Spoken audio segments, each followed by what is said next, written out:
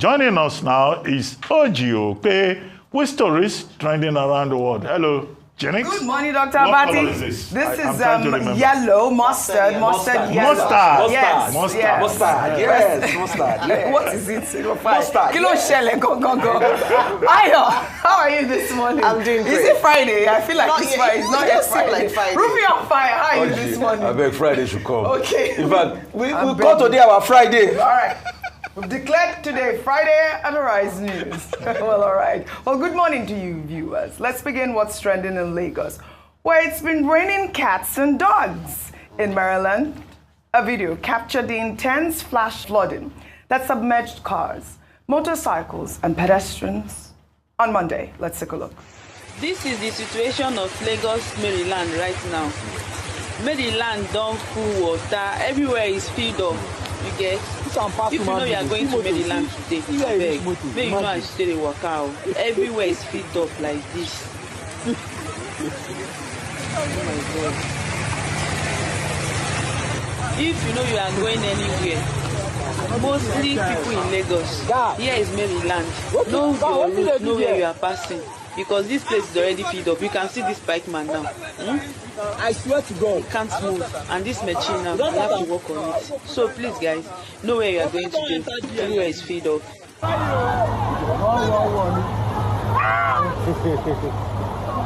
Sea water, Tori Olorun. Sea water, Tori Olorun. Ayo, Lagos, Center of Excellence. But you know, this video really disturbed me, actually. So I reached out to the Commissioner for Environment and Water Resources, Tokunbo Wahab, who responded to the video. He attributed the flooding to a clogged outlet and shared an update on the situation in a post on X, showing that it had been brought under control. And I'll read his tweet. He wrote, "Current situation report on the Odoiya-Alaro Bridge, Maryland, as at 11 a.m. today, 9th of September 2025, after the heavy early morning rainfall, a testimony to the great work being undertaken by operatives of the Emergency Flood Abatement Gang from the Lagos State Ministry of the Environment and Water Resources."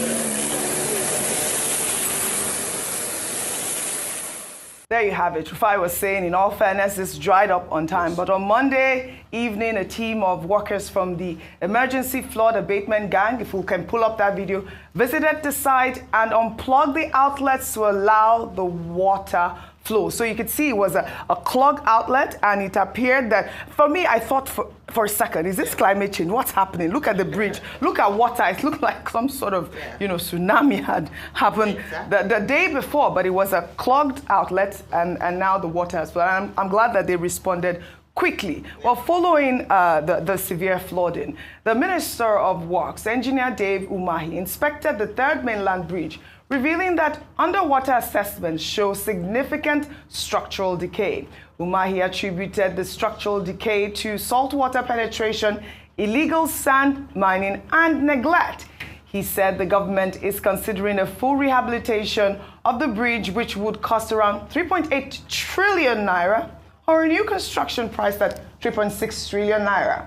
The Ministry of Works plans to address the bridge's issues and the city's overall flood problems by inviting contractors to bid on the project. Ayo, this initiative are all in part of a broader effort, like the Minister of Works has said, to improve drainage and infrastructure and to also prevent, future flooding. But we saw, it's good to see that the Minister of Works responded. He went to the Third Mainland Bridge, and of course the Commissioner for Water Resources, posting up that video to show the water cleared up really quickly. Yeah, that's good, and that's what we would like to see. Responsiveness from people who ought to be accountable to the people, public service, the public service sector. One thing I must say about the Minister of Works is that he's been quite responsive, and so I think in terms of him continuing, that's a good idea. But Lagos underwater, the city of aquatic splendor. We're not just named that for anything. This was an aquatic splendor or otherwise that happened following the heavy downpour yesterday. And the truth is... Monday too. This video, this flooding occurred was on Monday. Okay, yes. Yesterday as well, we had Lagos was also on almost standstill as a result of flooding. Now, this flooding happens every year in the state. And this is because of, like you mentioned, a number of factors, including our closeness to the sea. However, what we've often called for is responsiveness and a proactive move by the government to ensure that they are able to prevent incidents of flooding like this.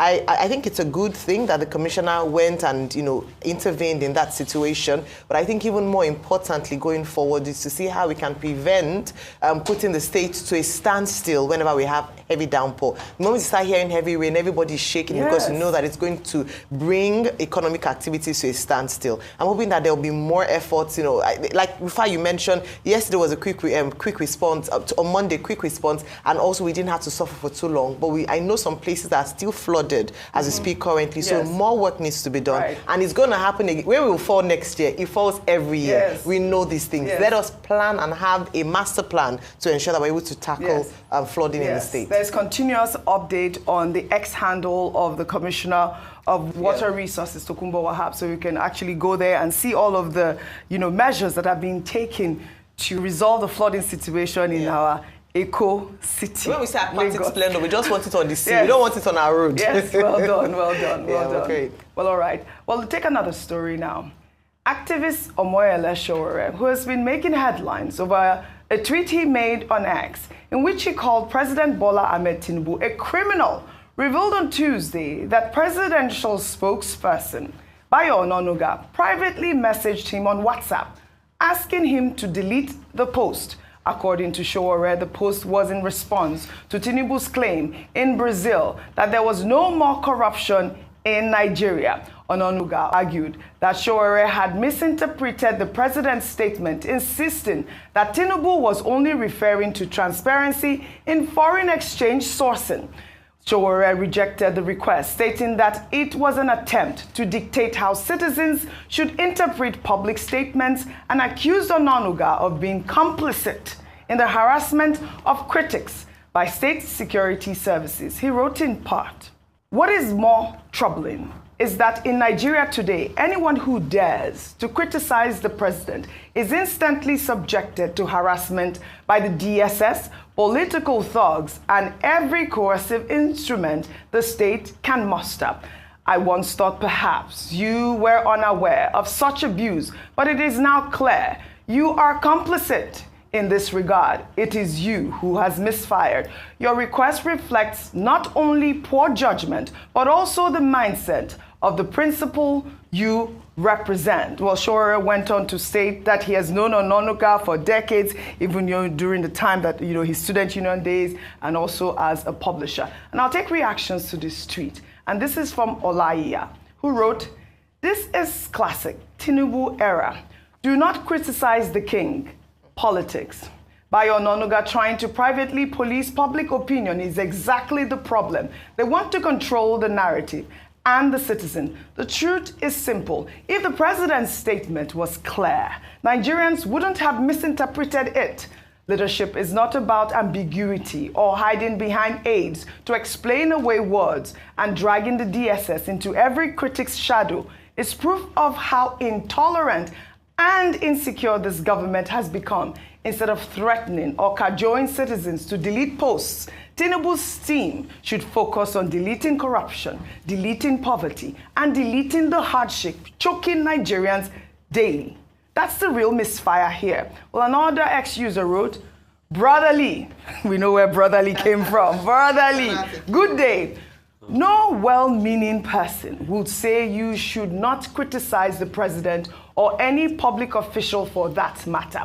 However, you can't call the president of your country, or anyone for that matter, a criminal when no court of law has pronounced such.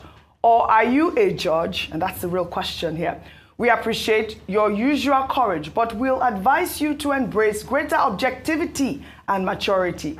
You are a role model to some youth. Be blessed." Another ex-user wrote, "And later now, You will be advocating for infringement of Nigerians' right.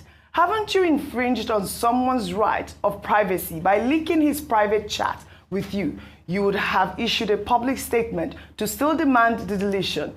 He chose to go private and you leaked it. And the reason this ex-user is stating this is because in Omoyele Sowore's tweet there, he had leaked Bayo Ononuga's private WhatsApp chat. And that was the response from that. Here you go. He had leaked that chat, which, you know, a lot of ex-users, and even myself, I question, why would Sowore actually leak this? Because this was a private message. But I don't even understand what happened to Bayo Ononuga. The DSS has intervened here. I mean, I know there's some sort of relationship that they might have. Sowore has insisted that he is not going to delete this tweet. Dr. Abati, I don't know why Bayo Ononuga would have thought that Sowore would even, you know, abide by or listen to him in the first place. Okay, both men involved are doing their job. Yes. Sowore is an activist. He's a resilient, confirmed activist who has even served notice that the struggle continues. The struggle continues. Whatever anybody says or does to him. So he has lived up to his declaration that he's a sworn enemy of convention. Or is it government? I hope I'll be right to say that. So whatever Mr. Ononuga says to him, you already know where he stands. He's not going to respond. By the same measure, Mr. Ononuga is doing his job. He's the vuvuzela of the administration. He's a spokesperson. So he will say, well, this thing you have said about the president is not right. The president of Nigeria is not a criminal. In other words, there's no court of law who has declared the president a criminal. And I was making the point yesterday, in parentheses, that, look, people should know that while you have the right to speak, you also have the right to respect other people's integrity, their right to the dignity of the human person. You cannot just come and say Mr. X or Y is a criminal when he has not been so declared by a court of law. And that's why, you know, the Cybercrime Act, Section 24, 1822, was cited, you know, by the DSS. The DSS. Now, in this matter, X, that's the platform, said, look, okay, the man is, we will not pull down the post. But you now find Mr. Ononuga saying, well, you know, as a citizen, you know, President Tinubu is not a criminal. So in both cases, I think that both men are doing their job. But what we should know within the public space is that while citizens have the right to express themselves, they also have the responsibility to respect the rights of other people. Yes. So that's where we strike a balance in this particular matter. Right. And as for Minister Umahi coming to Lagos to show empathy, to look at the flooding situation, I think that the lesson in Umahi's example is that when you put a man who is a specialist in that area, he's a civil engineer, so he knows about engineering, he's not relying on contractors.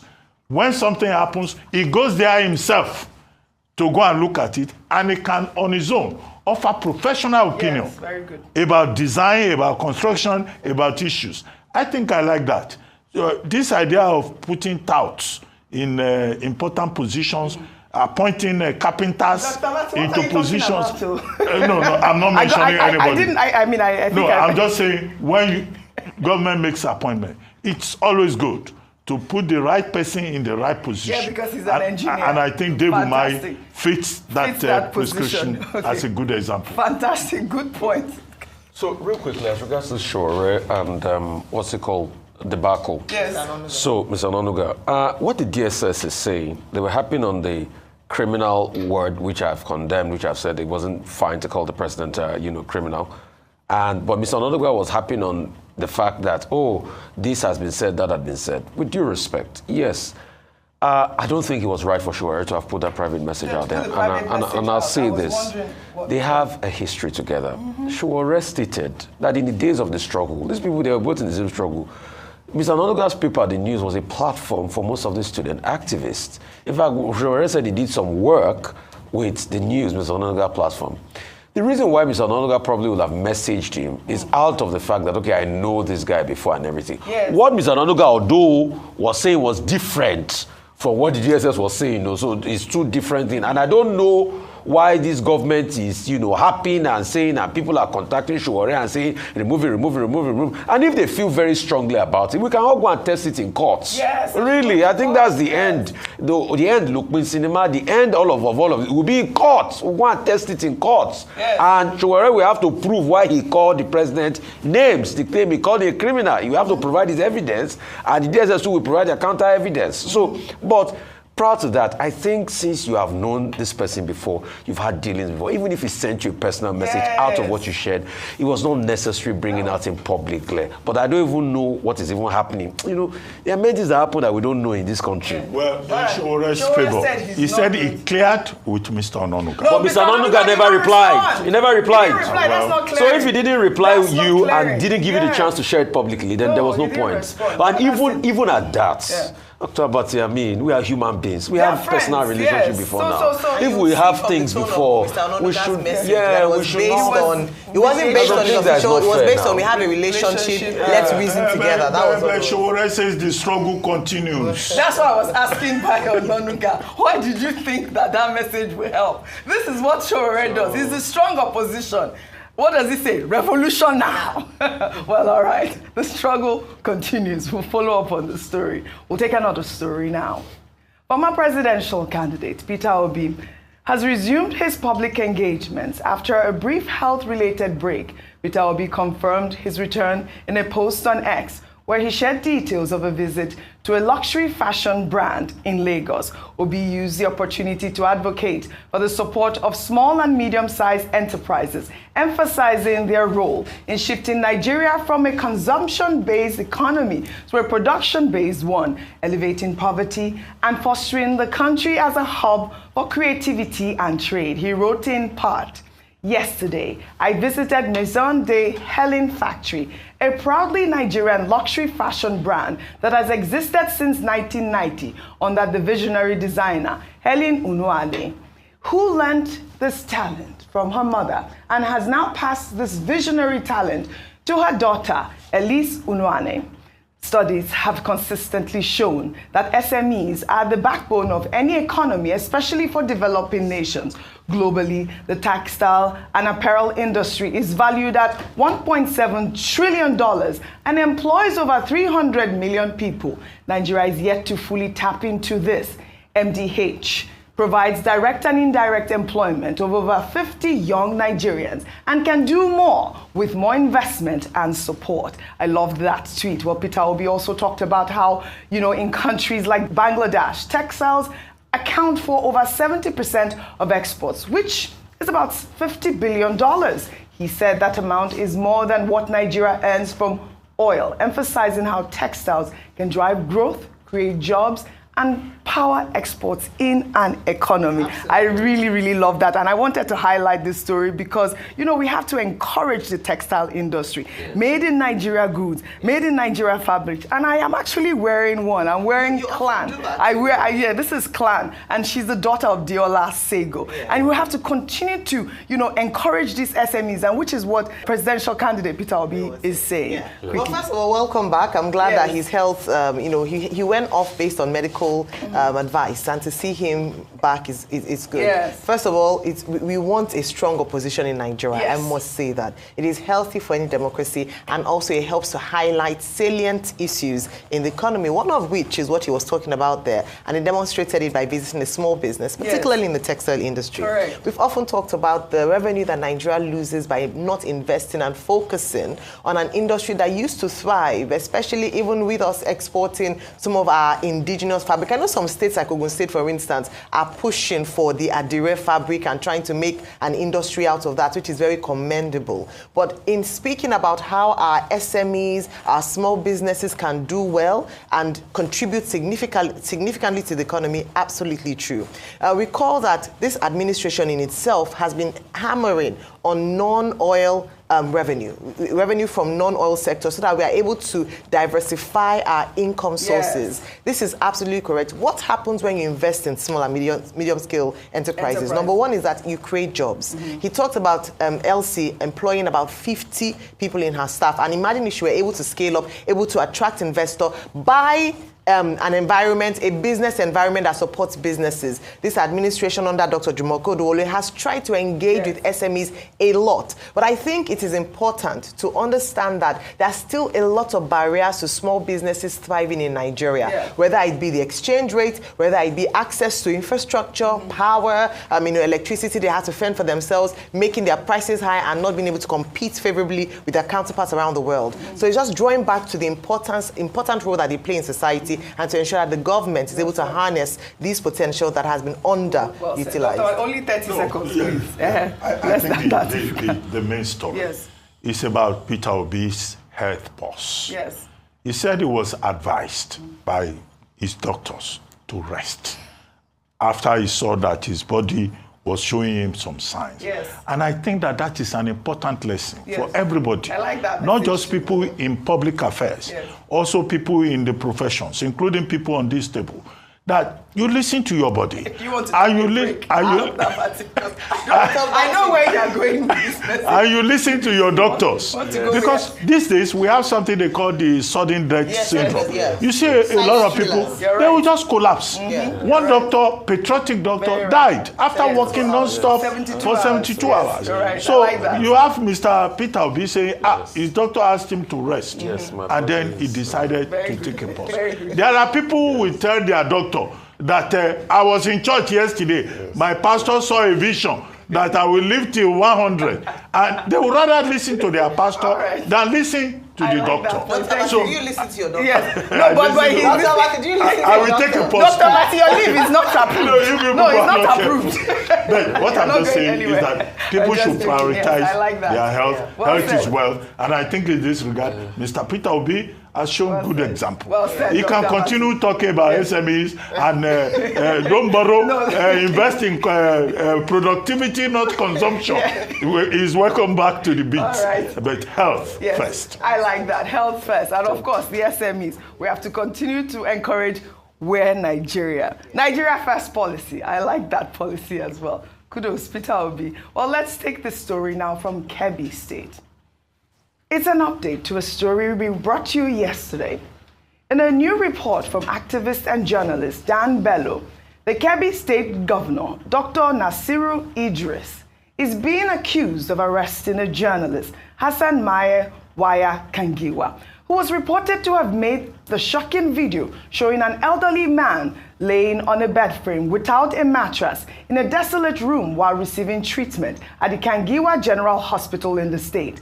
Well, according to Dan Bello, the journalist had to run from his home due to threats, but is now in police detention. Users on social media have condemned the journalist's detention and are now demanding his immediate release. I mean, I cannot believe this story. Rufai, we took this story yesterday and we were calling for a response for that dilapidated hospital and why they are subjecting our Nigerians to this sort of hardship. And we're hearing that this man who made the video has been arrested. Rufai. They will not respond to you or G because there's no leadership accountability. We are running a demonstration of grace. So when citizen journalism comes into place and reveals such a thing like this, that the governor ought to do something about, they will go and follow the messenger and arrest the messenger and use the same police that are suffering the same scourge of this country to arrest. That's why sometimes I believe in should arrest protest too.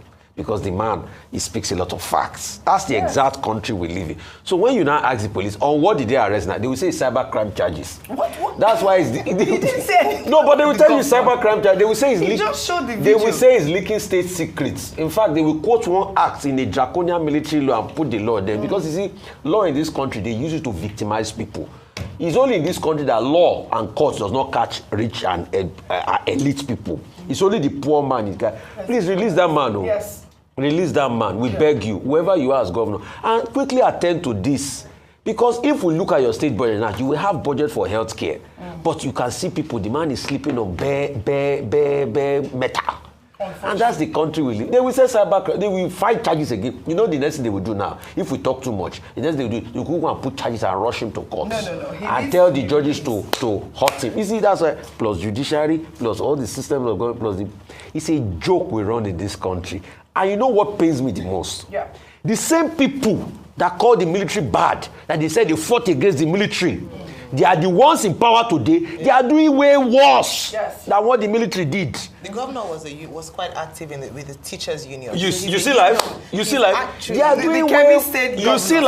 doing way worse than what the military is. So I haven't seen him in the news lately, and I can't imagine that this is what is bringing him in the news. In fact, but we need a response. In fact, during the military, we had activist judges. People still believe in the judiciary. Yes. But today, the same people that the activist judges favor them, we scrutinize and want. All right. The time is going. I'm looking for the journalist. His name is Hassan.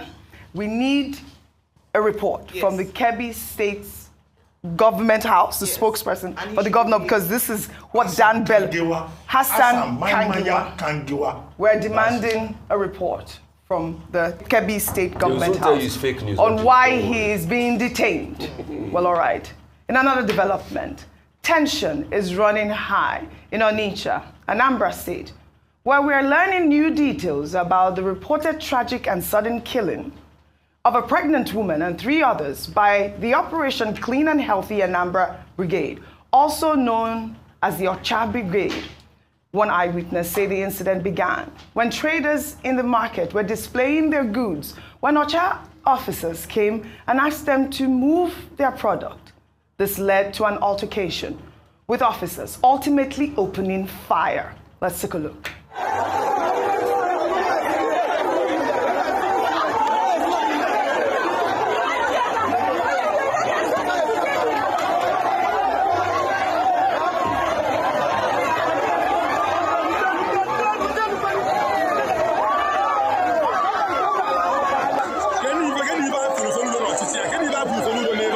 Dr. Abati, look at what we are seeing from Anambra State.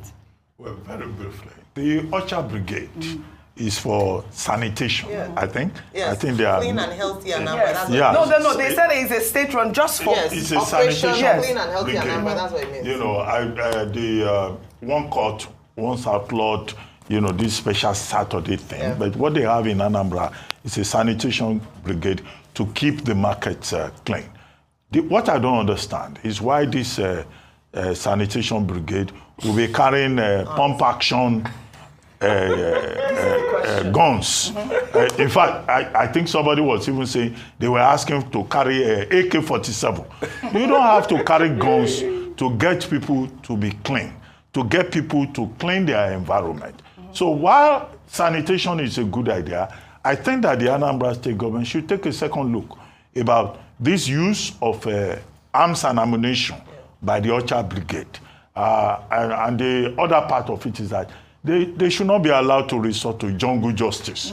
Killing people because of environmental sanitation. Unacceptable. I think it's in the extreme. Yes. But we ask for investigation. We do. We ask for the governor to intervene personally, and that these persons who are guilty of abusing their firearms, which they should not carry in the first place, you know, should be sanctioned appropriately. A second.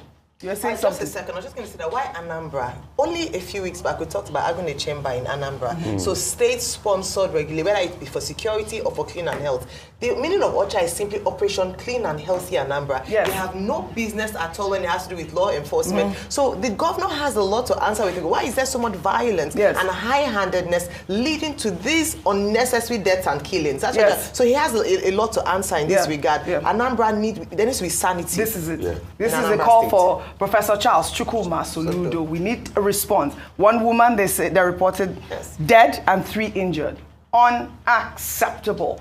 Now to a shocking video from Ekiti State, which captured a man desperately hanging onto the back of a moving large trailer on the Ilashe-Akure Express Road on the journey to Ade Ekiti.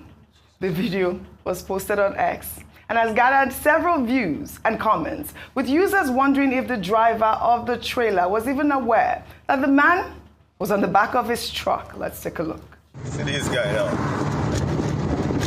Where you go now?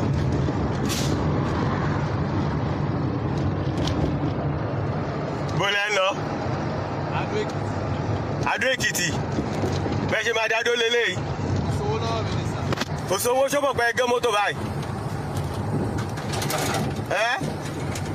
Sorry, safe journey. Safe journey. Well, this is an incredibly stark image showing just how much the high cost of transport is impacting scores of Nigerians every day. And seeing the video, it's clear how dangerous this is. People online are asking why the person taking the video didn't stop to offer the man a ride or help him with transport fare. I mean, this was quite shocking to see. It's almost like, you know, those guys that go on the plane, what do you call them? The stowaways. There's no difference between this man who's, you know, taking a ride on the back of the car, risking his life because of transport money. Unfortunate. Sad story from Ekiti State. Now we'll take our good news report. Highlighting Comrade Jeremiah Obaji, who completed a 600-kilometer trek from Ikorodu, Lagos to Abakaliki in Ebonyi to personally thank the governor of the state, Francis Wufuru, for his efforts in restoring peace to the once troubled Effium community.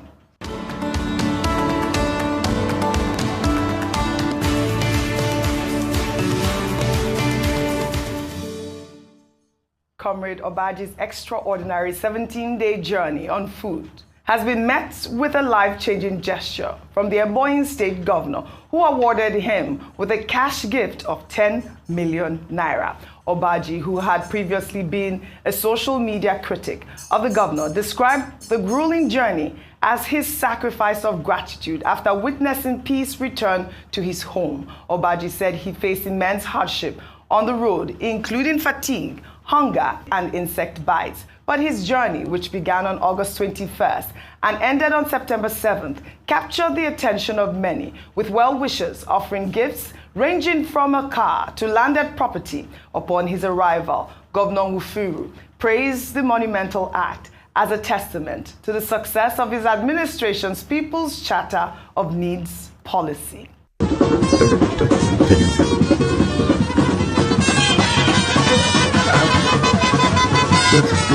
If the governor didn't achieve any other thing, in his 4 years tenure, then this alone is more than, because the government have, they have saved so many lives.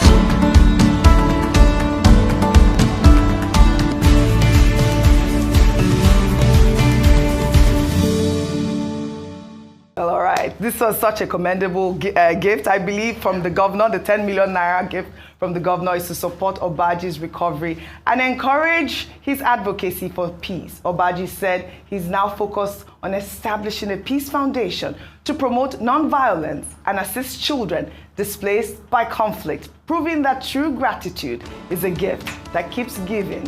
What a remarkable story of gratitude. I thought this was so beautiful. Giving back. Dr. Abati, Ayo, this was great. I'd love to thank you all for your great analysis, as always, on What's Trend. Dr. Abati, I know you wanted to say something.